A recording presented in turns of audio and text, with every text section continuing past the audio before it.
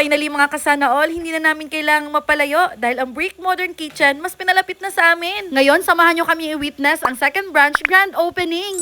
Kung meron sa SM Davao City, aba hindi na rin magpapatalo dito sa SM Lanang. This is located only at the second level, papasok sa Anipay. Lunch na nga kami nung pumunta dito kasi sakto nag-exam pa yung first daughter ko. Kailangan niyang kumain ng masasarap na pagkain para handa ulit sa kanyang second exam. Syempre kasama ko ang pamilya ko at heto't ang dami nang tao. Yung iba dito ay nag-lunch out lang for sure galing sa trabaho. At pinakauna mo talagang manonotice dito ay yung pagka-hospitable nila. Binubugad kagad nila yung magandang ngiti ng mga staff nila. Aba, kung ikaw ba naman igaling sa labas, nakiinit-init at gutom na gutom at naghahanap ng pagkainan at ikaw ay nginitian, hindi ba makakalma saglit ang iyong tiyan? Kahit open itong area nila, wag kang mag-alala dahil cozy pa rin siya. At rest assured, sa dalawang branch nila, same food at same pa rin ang lasa. Marami pa kaming hindi natikman dito pero talagang inulit-ulit namin yung mga paborito. Kung naalala nyo, isa sa mga content ko after ng panganak ko ay talagang nag-crave ako ng Brick Modern Kitchen. Dami nga nagtatanong nun kung bakit nakakain na ako ng steak, ikakapanganak ko lang, dapat lugaw-lugaw pa lang daw. Aba syempre, bago ako umorder ay tinanong ko muna sa aking doktor. At alam niyo naman kung gaano ako nahirapan sa pagbubuntis ko, halos hindi ako makakain ng masasarap na gusto kong kainin. So ngayon, it's payback time. Huy! Ba't ka nagagalit? Ay basta, kung gusto nyong kumain ng masarap na hindi mabubutas yung bulsa nyo, dito na kayo. Available na sa magka-opposite na direction, wala na kayong rason para hindi bumisita,